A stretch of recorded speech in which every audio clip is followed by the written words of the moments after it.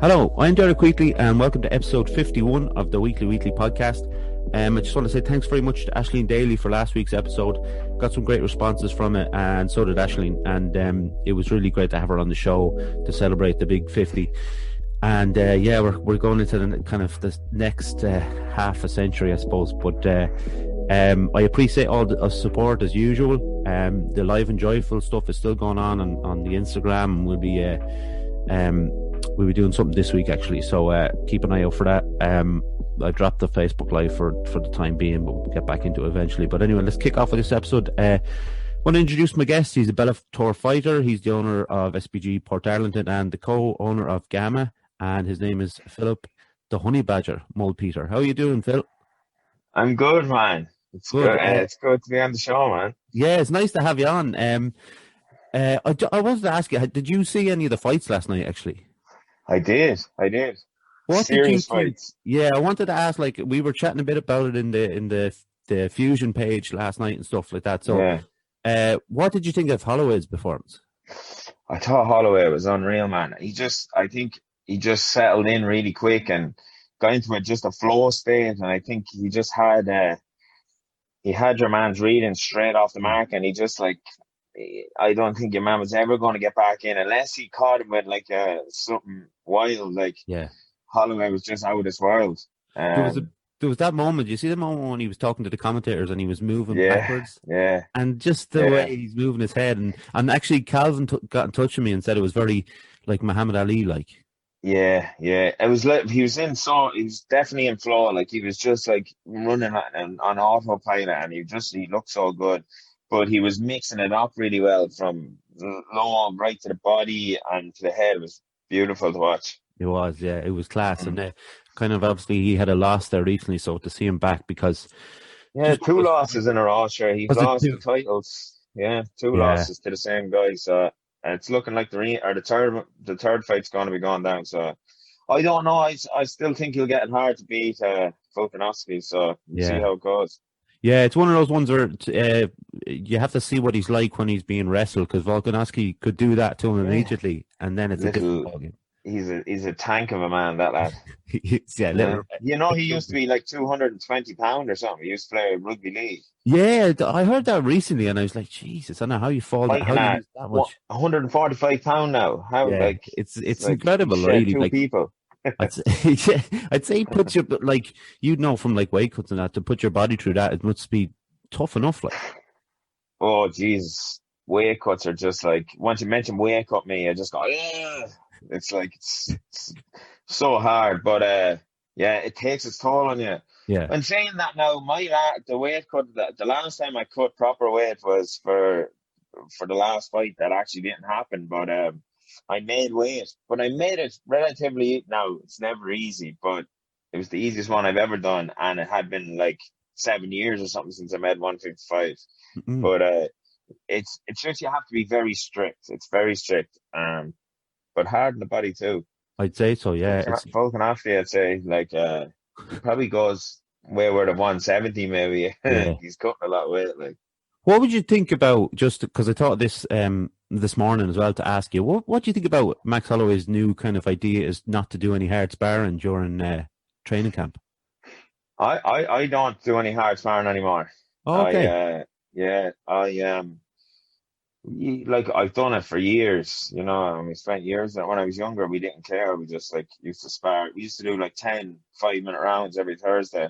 We'd be beating, emptying each other, but there comes a point where I don't think it's very necessary, or it's not bright to do it, because you see there's articles out this week about your man Spencer Fisher, the MMA guy, that he's starting to show signs of dementia or CTE. So it's probably a good idea. If you're not getting paid for it, you don't want to be taking much damage in the gym, Yeah, that's true. And it's real old school anyway. You can still get into the training without actually taking hard shots. You know what I mean? You can still get what you need to get done. Now, don't get me wrong. I think at some stage in your career, it has to be done. You have to get used to being in that high pressure situation. But the likes of Max Holloway, he's a multiple time UFC champion. He's done everything. He's jumped up weights. He's fought everybody.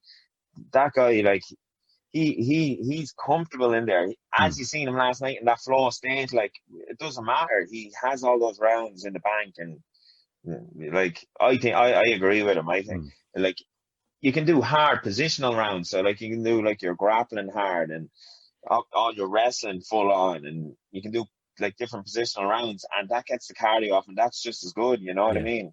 Yeah, fair enough. Yeah, you don't want to take too many shots and stuff. And he did talk about that, and he did that moment a couple of years ago when he had to drop out because of concussion as well. Yeah, I remember that. Yeah. That's like dodgy out. So like he's right. Maybe that has something got to do with it. It could do. Yeah. Listen, we'll get into it. Could you give us a short history of your upbringing, please, Phil? Yeah. So I'm from County Laois, Portarlington, County Laois. I grew up in a small council estate here in Port. We were always up to no good when we were growing up. Too much time in our hands and acting the bollocks out, getting chases or whatever. And school, then I was like, I never really, I got on good in school, but I never really wanted to be there. It wasn't really my thing. And I was always wishing to get out and start working. But sports-wise, then I used to play a little bit of Gaelic, just because everybody else was doing it. So I was like, it was either stay at home or there wasn't much else in Port. There was a boxing club I used to do. I did a little spell of boxing, but it kind of used to stop and go. And when it was my time to start, it was kind of on the way out. They did have a good few years, golden years, but so football was my thing through school. Didn't do much training. Like I never really trained much through my early years. So like I would have started, I was partying, say 16, 17, 18 and 19. I was partying hard with all my mates. I was out working then. I had left school in 5th year, and I was always carrying a bit of weight. I was always a chubby lad. But in saying that, going to school and everything, I always ended up being a lad in a row. I was always fighting. So that was one thing that's always been with me. I was always like in school was who's the hardiest in class and all this macho bullshit. You know what I mean? That's what we kind of grew up in. But that was always the goal. Number one was the class, then school, and then that escalated as I got older. I just continued that with me for a while. But so when I left work partying, I didn't get into training until I was about 19. Okay. And I was heavy, and I never forget a good friend of mine, David Tynan.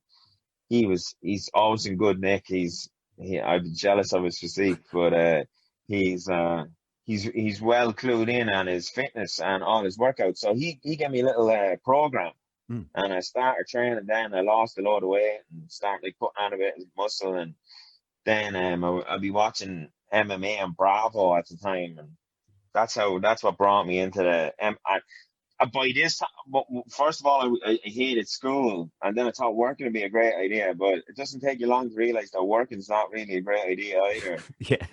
On building sites, it gets tough. You know what I mean? Yeah. So then I started MMA, man, and my dad's friend brought me up to it was Kokoro. Kokoro was a gym in the north side in Dublin. I did 2 sessions in there and fell in love with it in 2 sessions, but I ended up having to go to work in Mayo for about 6 months. And when I came back, then I was mad to start MMA, and like I was telling everybody, I'm going to be in the UFC, and I hadn't even started training yet. I was one of those guys that just like everybody thought I was mad, but I ended up back.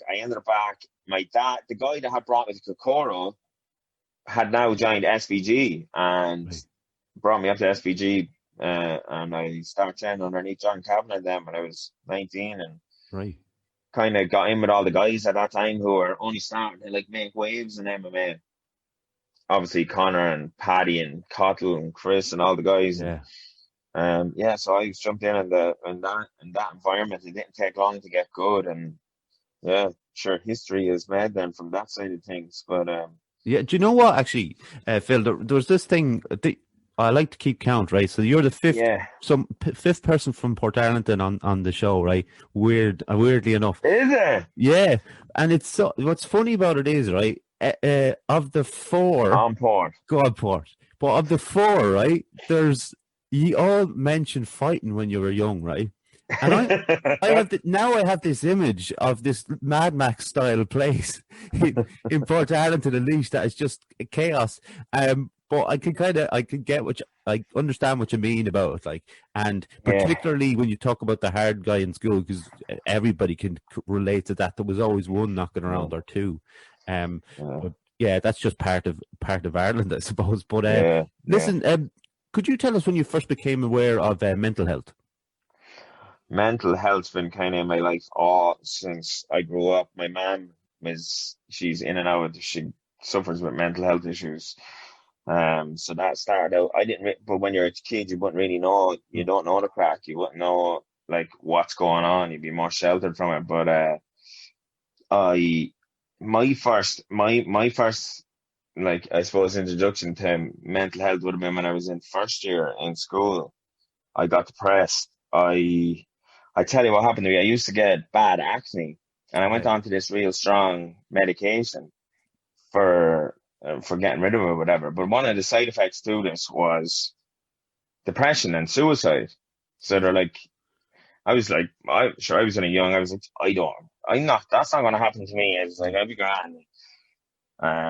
So I was like, yeah, give me them. I just wanted to get rid of the acne. But in hindsight now, like, obviously you shouldn't be giving those sort of drugs out to teenagers for a start. But if somebody had told you, maybe you should drink a bit more water, eat some vegetables, stop Yeah. eating 6,000 bars of chocolate a day, you know what I mean? Living on cereal, Yeah. that probably would have worked too. But anyways, I took these tablets and I got depressed off them.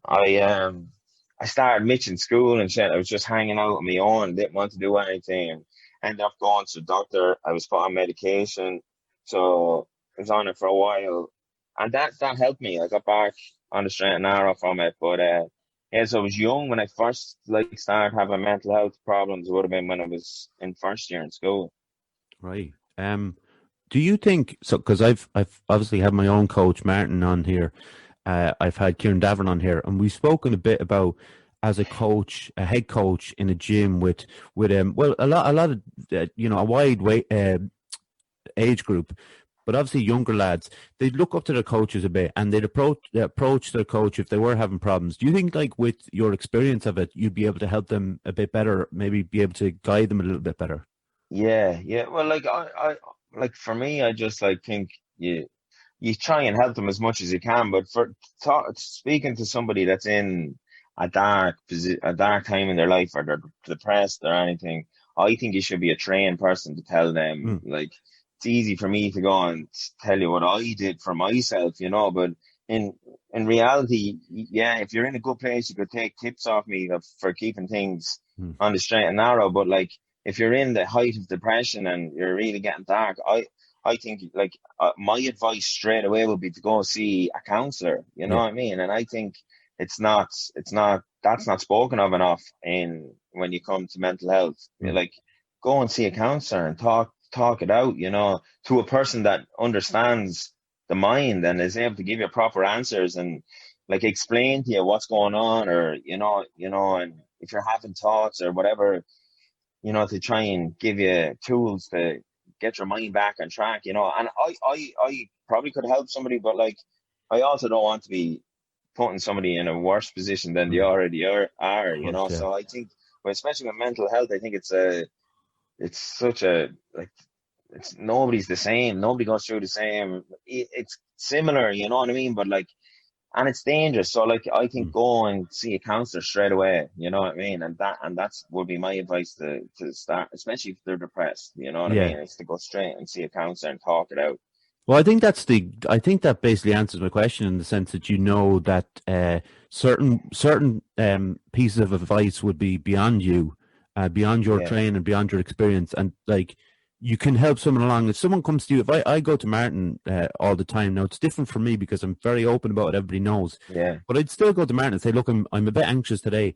I might just drill, like, instead of roll, or something like yeah, that. That yeah, might yeah, then that's fine. But if I'm approaching Martin about something like suicidal ideation or something, yeah. he's not going to be the one that's going to turn around and say, "Well, this is what you should do."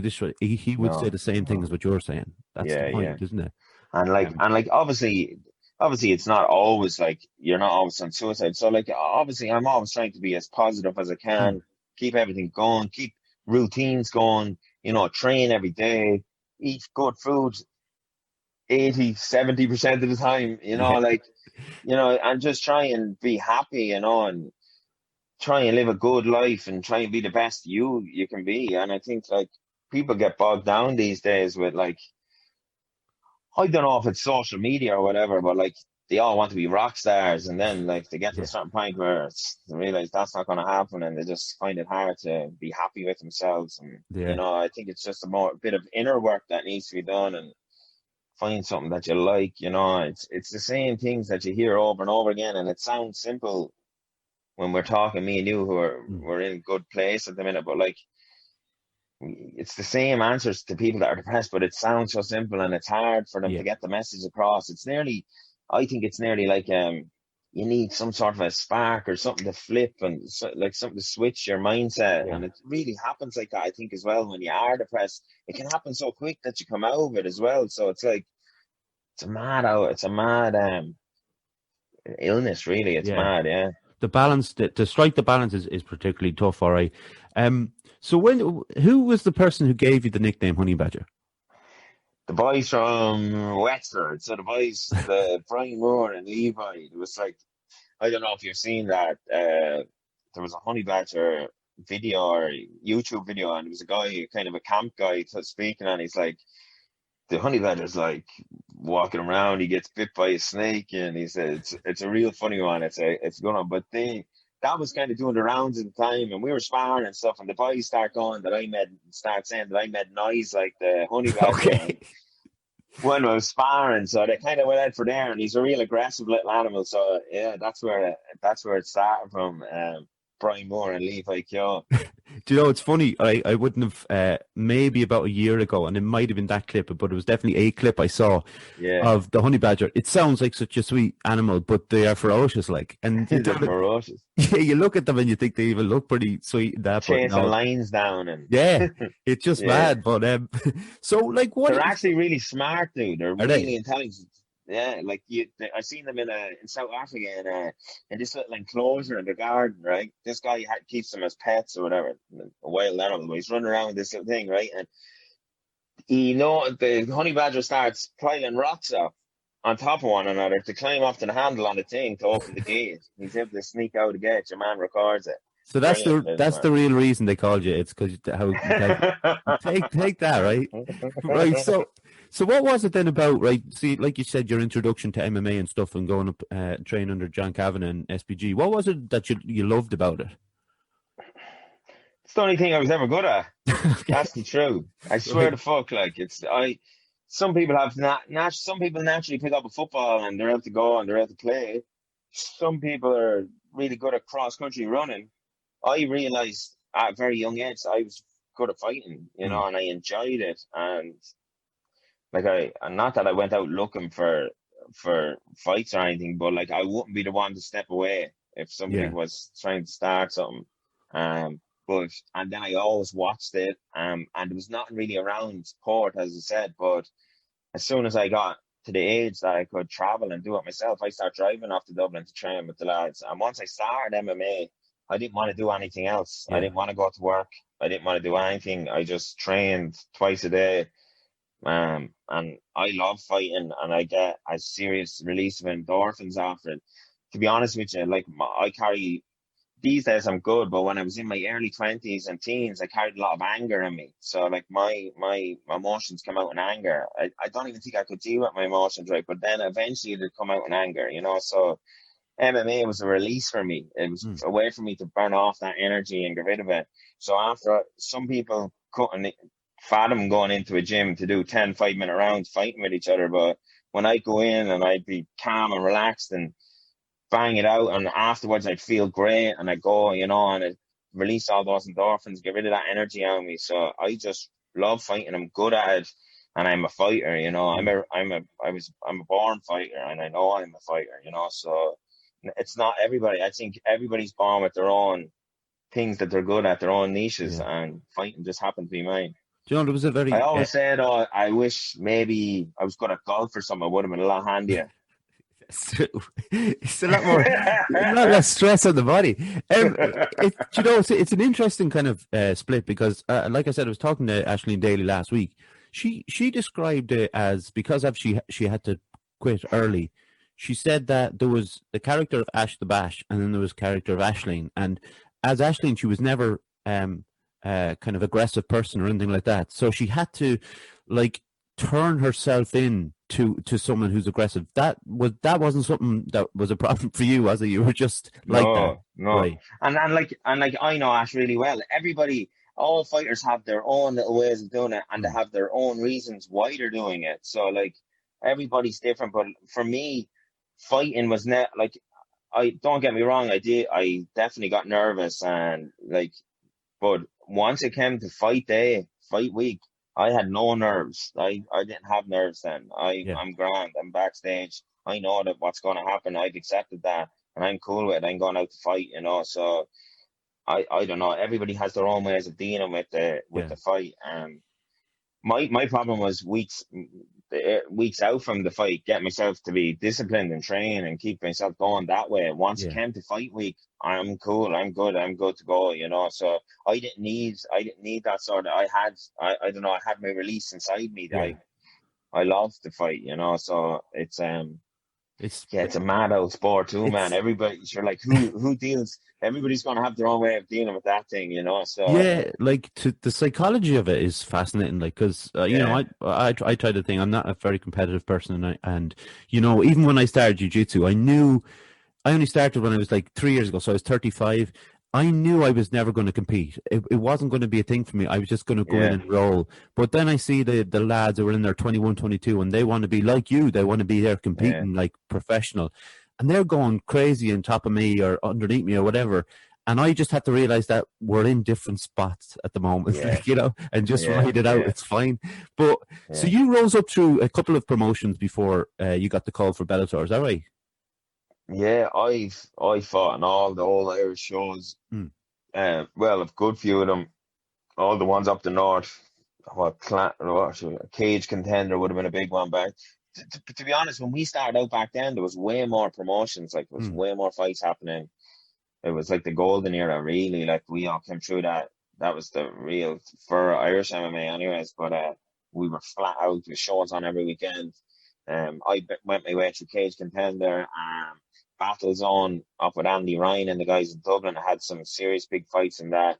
The first ever 5 minute round fight Hmm. in Ireland. I Really? fought in that against John Donnelly on Battle Zone for the welterweight title. Um, yeah, so I won 5 fights. It was a tough fight, man. I was like the elephant man for a week Wow. after that. But I put in my work. I defended the belt against a guy called Richard Gorey, who's really tough, another big welterweight. I'm only a small welterweight, and really I should have been cutting down to lightweight. It was just I love my food too much. But anyway, and then I got to Cage Warriors, was fighting on Cage Warriors for a while. And then I stopped training for a while. I was working on buildings, and I came back then to Cage Warriors. Or no, I went to fight in England for the Budo Right. title against Ali Arish, real tough wrestler. And I beat him. And then I got back to Cage Warriors, had a few fights in Cage Warriors, and then I got signed to Bellator after that. There was So it's been a long old road. Yeah, there's a great. I was watching a number of your fights and whatever I could get on YouTube and things like that. There's a particular video that runs through your highlights and your Yeah. array of haircuts and Everybody styles. says that. They're quite different, but they're yeah. The video was really. I suppose that particular one was the first thing that came up, and it was a good introduction for me, I suppose, so I could Yeah. look at your Yeah. style and things like that. So you got signed for Bellator. Your first fight was in Dublin. Yeah. How important Up in the was that? Tree Arena. We fought. Yeah, it was. I was a bit disappointed with the performance. I would have liked him to get a finish, Yeah, but fought a real tough guy from Team Rhino. The boys all bring it, you know. So it was a yeah, tough fight. But I tell you, the atmosphere in the Tree Arena, getting the fight in the Tree Arena in front of all the people from the gym, it was a serious buzz. Like I was so energized after it. Like I came back into the dressing room, it was like buzzing around, and you have to go back to get your medicals done. Right. they were scouting me over, and then they realised that there was a big gash on my shin we were after, obviously it split open where I was checking kicks or something. But you're high, you're like, what? Mm. Feel nothing for a couple of hours afterwards. But yeah, it was so euphoric, man, to fight in the Tree Arena in Yeah. Dublin. One of my dreams. Well, here's a question I have to ask now, because this is going to become an experiment as a sort of for this podcast, right? Because I asked the Right. same question to Danny Nealon, and I asked who fought on that card too. Did she fight in that card, or was it the card Yeah. before? Yeah, and I asked Aisling Daly, when you were walking out, do you hear the crowd, or are you just tunnel vision? When I first started fighting, I never heard anything. I didn't even Mm. know what song was being played. I didn't even put a song on into the DJ or anything. And I'd be just like, I used to like just look at him, get in there and get after him. Mm. But as I fought more fights, as I got more calm and relaxed, I remember the exact fight that I felt like that. It was against a French guy. The guy I was supposed to fight pulled out, and this French dude stepped up. It was in Dublin as well, but for Cage Warriors. Mm. But I remember walking out to that fight, and I was like so calm. I put in such a good camp. I was relaxed backstage, never felt as good. Walked out, seeing all, like I could spot all my family in the crowd. I was like saying hello to them, and I just felt really relaxed. Got into the cage, walking around, I could see everybody. I'm listening to the tune, like, the more you do it, the more Yeah. relaxed you get, the calmer you get. It's not about being aggressive and being Mm. like going off. Well, it is. It's controlled aggression. You have to be calm, and Conor McGregor's the best at it. He's so relaxed in there. But that's what you're aiming for. So, Mm. but I suppose that's experience. So I changed. At the start, I was like tunnel vision. Mm. But after that fight in particular, then after that, I recognized everything, I could hear everything. I enjoyed it more, and I took it all in. Yeah, I suppose that, yeah, it's experience makes a lot of sense, and the fact that if you are in that calm state, and again, it goes back to the difference of the fighters. Some fighters will be a little bit more tense, and they need to be tense because they don't want to go Yeah. in relaxed, and then some need to be nervous, and it makes sense. But I'm going to ask this question. I follow you on Instagram, Ashley, but are you a fan of trash talk? I don't mind. Like, I don't give out much trash talk. Every now and again I will, if I want to make a fight happen or try to get a fight. But like, it's all just to sell fights, Yeah. and get your name out there. That's all it is. Like, I think the real thing is the casual fans get maybe too brought into it. Like, really, it's Mm. all an act. It's all bullshit. They're all Yeah, everybody's trying to make loads of money, man. of course. Yeah. Everybody gives out about everyone doing the trash talk and all that. But, like, it's only a bit of crack. They're all like, I think you should be yourself Mm. and be the trash talker in yourself. Don't try to be anybody else. Kind of Yeah. come up with your own style of it. But like, I've no problem with it.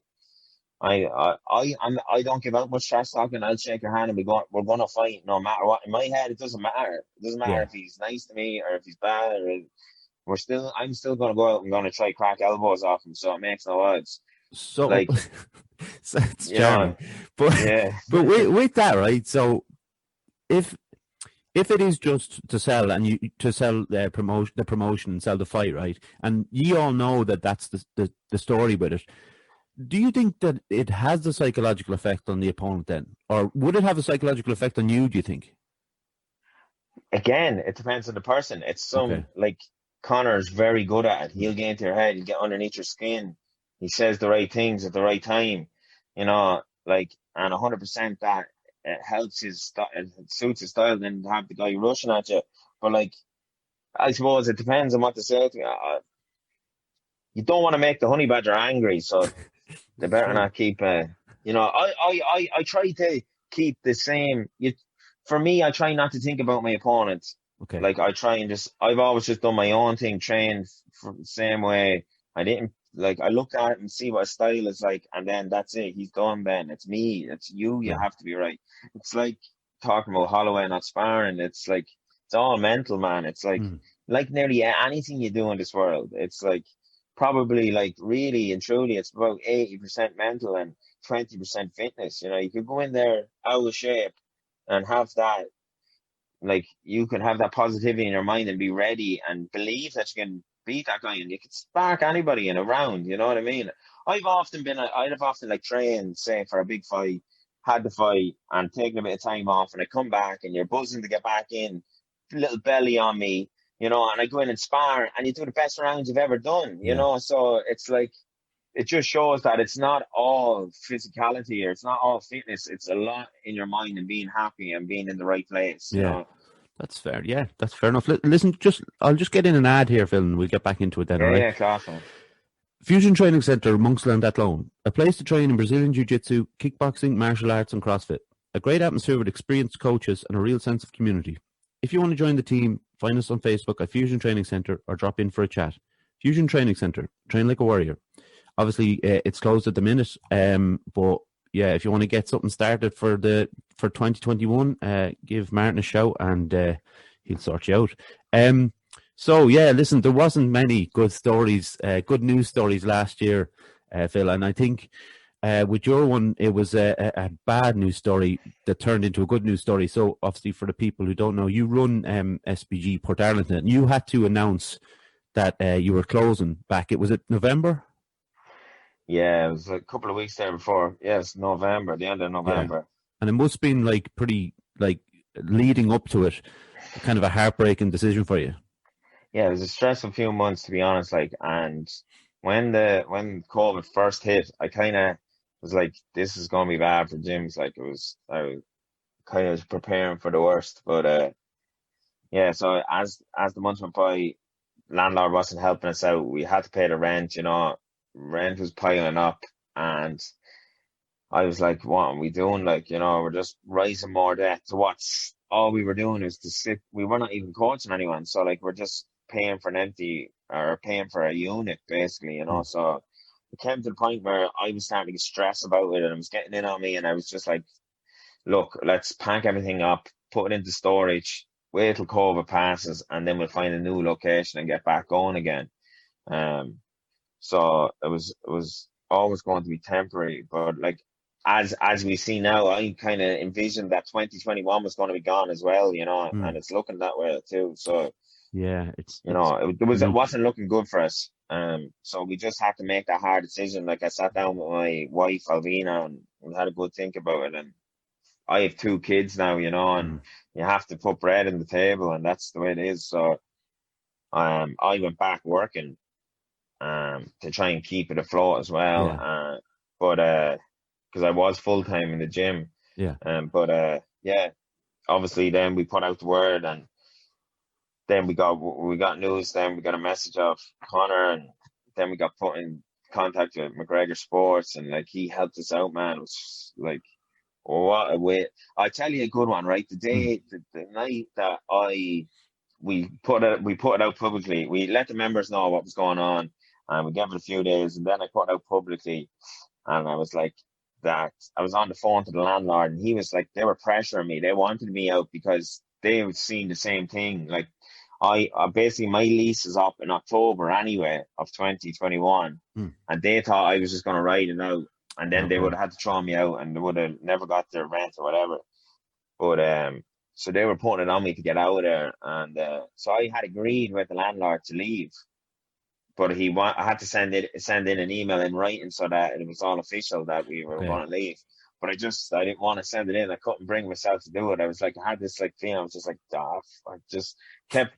I'm procrastinate anyway. So I put back to my back of my head. I was like doing my things, and I'm like, I have to try. And I in the back of my head, I was like, I just trying to think of ways of keeping it going, but like, it was looking horribly anyway. So I agreed that on the Friday. That Saturday, I went down to the gym to start taking up mats and putting away. And I went in, and I was sitting around, and I had Poppy with me, my little girl, and we were just playing, and I just couldn't start lifting mats, and all the boys came down, and we were like sitting around, and we were like, we have to try something, and we were going to try and start kind of like getting the members on board and doing a few things. And but then I got that message that evening off McGregor Sports, and it was just like, man, it was unbelievable. So like, it's like winning the lotto, man. It was so good. Like, yeah, that's what I was going to say. Like, cause like, what was your relationship with Conor? You just you went back a good few years. You were training partners first. Would that have been it?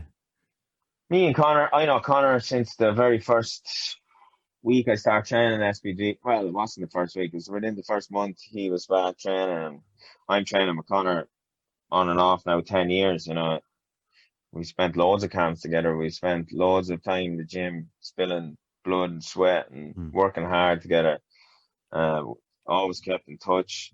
All through the years we've been out together. My girlfriend's good friends with Dee, and it's like he always keeps in contact. So he's been on a wild ride since, but he'd always keep in touch. Like I'm not calling up to his house every week to have dinner or anything, but like we would keep in touch. But like I wasn't expecting anything like that. It's completely out of blue, man. I like. It's such a generous thing for them to do, like to reach out, and because we obviously with your connection with Calvin, and then with our gym, we saw that I suppose with the jiu-jitsu community around Ireland would have seen that the gym's closed, and it's always a sad thing. And Calvin actually mentioned about how important that was to members of the community in Portarlington anyway. Yeah, like you like growing up, like as I said there earlier on, that I had to play, not that I had to play, but everybody else was playing Gaelic and that, and I didn't like it. I wasn't really for me at all, but I did it anyway. Like, but there's people in Port that kind of had the same thing. They've tried to play Gaelic, tried to play basketball, team sports, and they never got on. They didn't like it, and there's been a good few kids that have come into it with their parents. Their parents come up to me beforehand and they're like, I'm really worried about my kid. He's no friends and he doesn't play any sports, and he comes in and they start training with us, and there's like 4 or 5 of those kid guys, and they started like the first couple of months I opened, they're still there with me. They weren't able to hold a conversation with anybody when they started in the gym. They were afraid to touch people, they were really nervous and anxious. And those guys help coach in my gym, they fight. They've been out in Europe competing, they're like really, after maturing into like really good young adults, and the gym has helped them, and those lads would have been lost. They would have been devastated, and when the news broke that Conor had helped us out, and all my members, like, it's nothing got to do with me, put together a big video for Conor, and they all wanted to say thanks and let him know how much it meant to the community here in Portarlington. Well, I think that's the thing about it, isn't it? Because obviously the first thing that someone would think about is Conor was helping out his mate who has a gym in Portarlington, but it's the extension of it. It's not, and it's not just to the members, but it's to their mental health. It's to their families too, because then it makes for a happier home life if someone's feeling good about themselves, a younger kid or whatever, Yeah, like, dude, there's parents there that don't train in the gym, but they're in the gym all the time, and like I have one of our kids' parents, Sharon. She nearly runs the gym for me, man. She's there night and day. Like, I can't get rid of her out of it. She's not that I want it, but the woman is like, but she would have been lost. There's people like that you don't think of that aren't actually training in the gym, but they're in the community, and she takes a lot of pictures of us, and and I was devastated for everybody. We've got coaches, they're like, their heart and soul goes into the place, and my heart and soul went into the place. And I thought, like, my mind, I was only putting it into storage, you know what I mean? I was going to get it back eventually, but who knows how long it would have taken. It would have been like a nightmare, as we said, but like, Jesus, it was like, honestly, like winning the lotto, man, buzzing around the place. Of course, like, and the other thing about it, Phil, like, it's, you spoke about it a bit there already. It's your family, and obviously you had another baby now. Was it in December you had the second daughter? That's right, yeah. The daughter or son? Your son, son Bodie. Yeah. Bodie. He's beautiful little lad, yeah. Strong as an ox, like his old lad. Of course he is. Little Honeybadger. But yeah. But that, like, for your mental health, as your mental health goes, it took an awful lot of the pressure, like you were saying, the build up to it was a lot of pressure. And then for something like that, like you said, winning the lotto is the best way of putting it.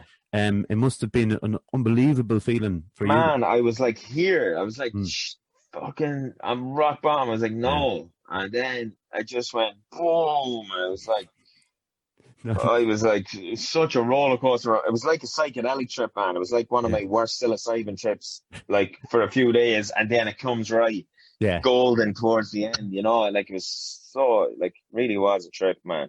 yeah. It's But I like appreciate it so much. He's like, you say what you want, he gets a lot of haters out there, but Conor does a lot of good things around the place for the communities in yeah. Dublin that nobody hears about and nobody talks about, They It was don't funny. report on that stuff. He did that thing for you recently, but he also did a thing for the hospital recently, and I actually saw it. Yeah, yeah, Saw it I think just the other day during the week actually. So it is nice to see some good news stories coming out in general. But like people say he's a divisive character, Conor McGregor, but for doing those kind of things, I mean, he doesn't have to do them. That's the thing about it. Like, no, it's not no. like you were thinking, I wonder will Conor come and save the day? You know what I mean? It's just Yeah, yeah, he yeah, decided that this is what he yeah, wants to do. And speaking of yeah. things he helped out, when he spoke about this as well, this is the thing about this story. It reached ESPN and everything, which is Yeah, which is crazy, crazy.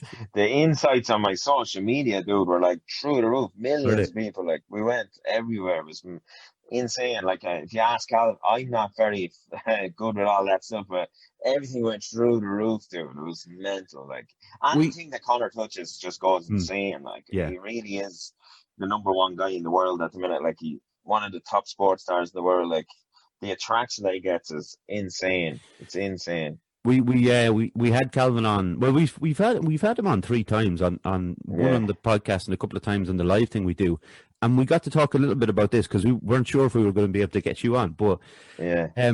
this is another thing that Conor McGregor helped out. So could you explain what GAMA is and why you set it up? So yeah, myself and Calvin have Gaelic athletic martial arts. So like I started out kind of doing my own little thing in the gym, putting on a few competitions and kind of worked from there. And I kind of I had started working with Calvin and the guys from Studio Great, with the gym, doing stuff with the gym with me. They're class, like they're so good, Mm. and I was so impressed with them when they came down to me. So we got in touch with Calvin and had a few meetings, and we decided to get going and take the shows to a new level, and get a new brand going so that we can start. At the minute, there's very little competition. Obviously, now with COVID, it's even less, but Mm. even before COVID came in, very little competition going on in Ireland, like for jiu-jitsu and especially MMA. And if you wanted to do MMA, you have to go straight to amateur. You're in a hotel, people are drinking. Yeah. It's not a good environment to try and ease yourself into MMA. So we come up with the novice MMA. We were getting shows going on that, and just really trying to bring in Mm. the next generation of MMA fighters in Ireland. So yeah, we ended up getting GAMA together, so Gaelic Martial Arts, and we're flying it at the minute, man. And Connor loves it as well. He's Yeah. a big fan, and he wants to get his young lad in, junior, in to do a few competitions and stuff. So he's after helping us out big time with Yeah. GAMA too, man. So there's big plans in the works for GAMA. And even with COVID this year, we're rocking out. We've a load of dates just released. Like, Mm. we've jiu-jitsu competitions coming up, and we have gi, no gi, we've kids. Then we have a novice MMA tournament coming up, and we have an amateur tournament coming up. So the amateur thing's a little bit still on the QT. But that's coming, and GAMA are going to take over the amateur scene in Ireland. I'm telling you, by the end of this year, we'll be after making a big splash in the amateur scene. I With think. with all our social media and our marketing, dude, Mm. we're killing it, and with Calvin behind it, and we're all flying it, man. It's exciting times for us. Yeah, I think it is very exciting, and I know we've had a couple of our lads have competed in GAMA already, and we have a couple set to compete in coming in March, and it is that whole thing. You're like that idea that people going into, like you were saying, pubs, hotels, sorry, and it isn't it's not like it's been. I know it's one of those things that's been done over time, but your setup is far more. For people who may be a little bit more nervous about competing, it's a Yeah, much easier place to go, isn't it? And I think, yeah, 100%. Yeah, yeah, and yeah. you Much film, more relaxed yeah, environment. Like, no, like, not as much. Obviously, there's always going to be pressure, but not as much. Have a couple of fights in the day, the goal is you're able to come in to GAMA on a Saturday, do a novice MMA event, and go to work on Monday, Yeah. healthy and with like no injuries. So Yeah. we're really taking a leaf out of IMA and IMAF's rules and regulations. So we're doing no headshots with all our novice. It's good. It's a good starting out process for anyone that wants to get into MMA, and don't want to make that big leap into amateur MMA, where it's amateur and it's amateur MMA is no joke. Like small gloves, you're going at. There's no elbows. Yeah. The rounds are a little bit shorter, but like it's tough going. So it's I wanted to have something that we could give back to people or to let people try out before they had to make that big step. Yeah. My first fight was my first fight was like. Back in the day, it was like there was like I think it was C class rules or something. You weren't allowed. There was no headshots on the ground. I did one of them, and then I went pro afterwards. Like stupid, like Yeah. So, but we didn't know any different. There was nothing. It was so new, Everything was different back then. Like so now you have such a pathway laid out for you that if young kids or young people want to start doing MMA, you can really make a good. Everything's laid out now. The track's there. Just put the work in, keep the head down, try and keep the work rate going, and you will get there. And like it's nice. I just excited now to get GAMA back. Yeah. Events back rolling this year and get that such a buzz on a GAMA event, man. Like we have like Calvin's dad playing the music and everything. It's such an Irish feel to it, and it's a really really exciting time for us. It's funny with like the little things that come off of what happened, and we were talking about the interest in GAMA. Look on Instagram and stuff. The video put together like as a kind of thank you for Conor, and Conor was being the sponsor of it, and the music that was played over the back of it. Then all of a sudden, there's this girl. I think it's Saya Novinger is her name. I probably messed up the pronunciation, but it's such an incredible like tune that I know it's a fancy jeez, and her Instagram then goes up, and it like that's all the kind of good news stuff that everybody needs. It's been so grim, but like so. But it's great, like for us to get to be part of that, man. On words can't describe it. That's the truth. Like Santi came early for us this year, big time. In the shape of McGregor, huh? Yeah. He's a very fit Santi, but like he'll do. Actually, I want to ask you actually just while we're talking about it, what do you think about the fight next weekend? Oh man, I can't wait. I think Conor looks phenomenal. Like he's in serious shape, best shape I've seen him in a long time. Like I think his body's after maturing. He's after really filling out a bit more, and he's obviously working hard the last year as well. But to be honest, like like everybody's saying he's after improving a lot since the last fight. You can't improve your chin, like your chin does not improve. And it definitely doesn't improve after the wars he's been in, that doesn't happen. Like, so like the proof is already there. When Conor hit him, he was all over the place. He was chicken dancing from the word go in the last fight, and people saying he was all emotional and all that.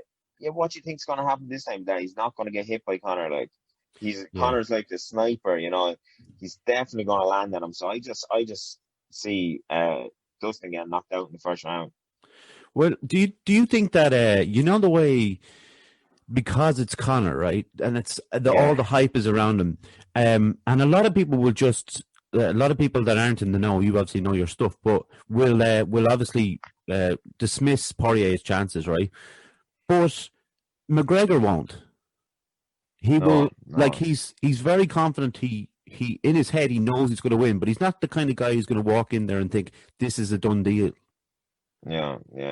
Well, to be honest, he actually is. He's a lunatic man. He has him rolled off in his head. Now that doesn't take away from the fact that he's still after putting in that work. The work has been put in place, but I'm sure his mind is like he knows he's going to win. Like, and I suppose after knocking a guy out too, it'd be hard not to have that confidence going into it. But like, don't get me wrong, Dustin's a seriously high-level fighter. I just don't think his style matches up well with Conor. Dustin's a boxer, and he's kind of a pressure fighter, comes in, rushes in, takes chances, stays in the pocket with the hand swinging wild. All the things that you can't do against Conor. So, unless he's going to come out and turn into a wrestler and try and wrestle Conor, and Khabib got hard to wrestle Conor, so Dustin's definitely not going to be able to wrestle him. So I just can't see, unless, and listen, it's MMA though, so Dustin could come out and catch Conor, but the odds are really stacked against him. In my eyes, anyway. I think Conor finishes him early, dude. I think it's an interesting path after that to see what'll go down in the UFC if Conor McGregor does win. Do you know then what's the story with Bellator? Have you heard anything from Bellator about post-COVID? Yeah, no, it was talks of February, but it's gone quiet again now. Obviously, there's after this new third wave everywhere, really, everywhere struggling. So I don't know what's going down there. We haven't really been taught much. Maybe in the summer, hopefully.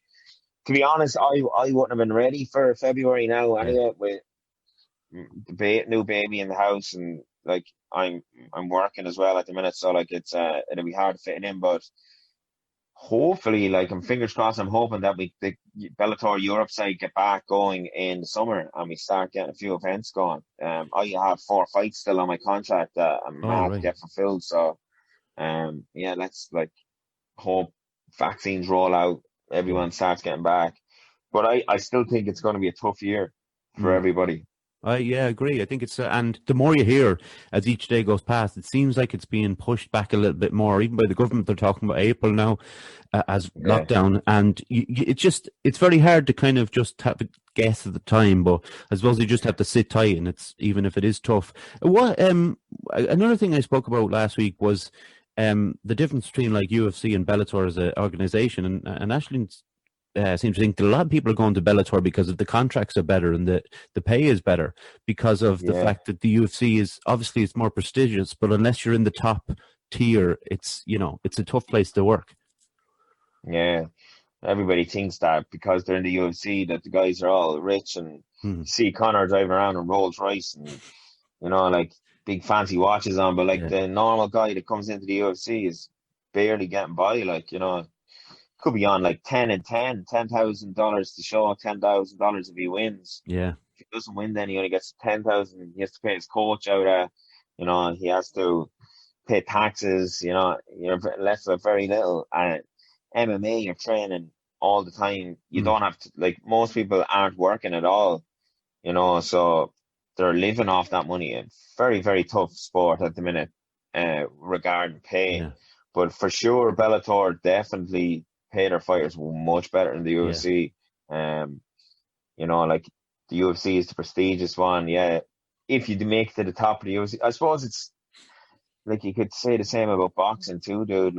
All the lower tier fighters get paid peanuts, have to sell tickets themselves. Then you have the likes of Mayweather piling in hundreds of million every fight. I suppose that's just the way it goes, isn't it? But I would like to see some sort of definitely the money it is rising though. Thanks to Conor, it's rising, and other big fighters, and the money is getting bigger. But for sure, there's been a good few guys that transferred over to Bellator that could have re-signed with UFC and didn't want it because they're getting better treated, I think that's what it is, though. That's what it strikes me. It's just someone looking from the outside in, someone who's only really been interested and who's watched the MMA for the last maybe 4 or 5 years. Is Bellator seems more fighter friendly. It's almost more like a family promotion. If that probably sounds a bit Brady Bunch, but it's a bit more.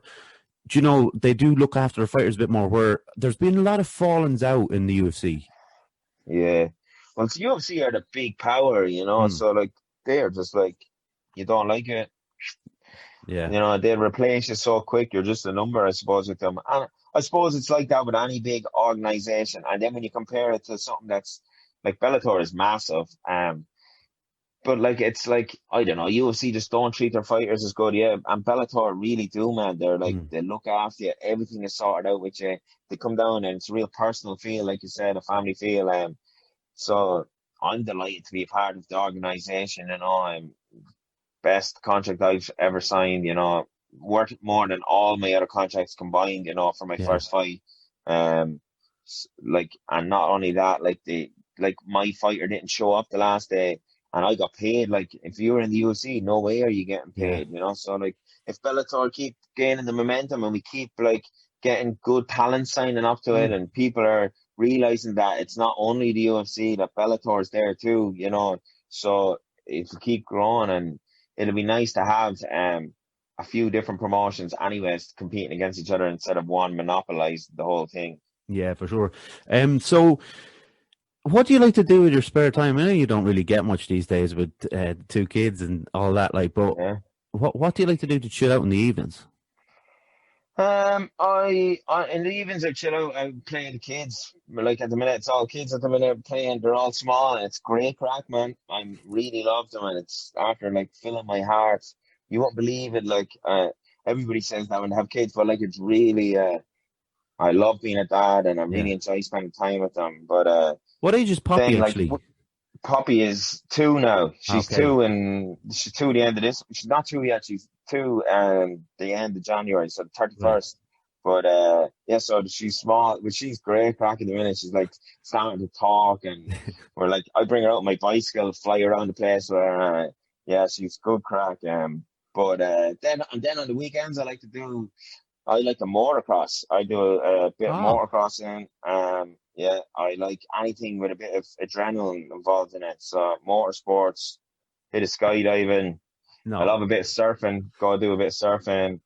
Um, I love taking psychedelics, man. One of the biggest helps for my mental health Mm. was getting introduced to psychedelics, doing it Really? properly, and doing a lot of research about it. Changed my life. Big mad experiences. So yeah, there's my hobbies. Well, they're all completely opposite to mine, but that's fine. That's all right.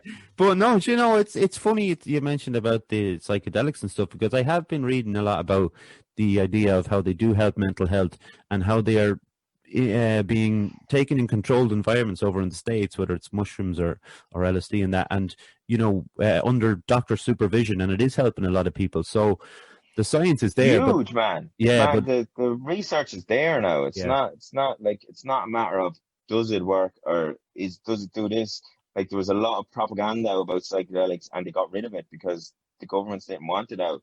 mm, Like, the research is in now. Like, 100% psychedelics have a way better percentage of helping people with mental health than any other thing mm, going at the minute, So, like, the study was done on people that had terminal cancer, who were anxious, obviously, about dying, yeah, and they were given a high dose of psilocybin in a controlled environment, which is magic mushroom. And they all came out and said it was one of the most meaningful things that has happened to them in their lives. And and a lot of them were very more relaxed and cool about, like, they accepted what was about to yeah. happen. So, Um, like, it's definitely a very, very interesting part of science at the minute. mm, And like, the possibilities with mental health is like, it's really through the roof, man. Like, it's, as I said, it's not guesswork anymore. It yeah, used to be like all guys guessing and doing it in their houses. Now the proper research, and there's loads of articles out there that are done by proper scientists, and the results are in, like, and it does help mental health. And well, I come, for me anyway, it was a massive change in my life. you know what's But going to happen. don't I don't want people to go out and start fucking Yeah, taking psychedelics if they're depressed, or that's it's not. That's what I'm saying. Like, that's why I wouldn't give advice to anyone, because I'm a very extreme person. I like, so I found that path, and it's worked for me. Um, but like, yeah, psychedelics is very, very cool subject at the minute, man. you know what's going to happen though, because it's Ireland. We'll have like a referendum in 50 years' time about can we do. We'll never see that, man. We're No, not going to be here for that crowd. this is We're not going to like, happen. yeah, yeah, no way. But yeah, definitely, definitely for sure. Yeah, that's Definitely. great.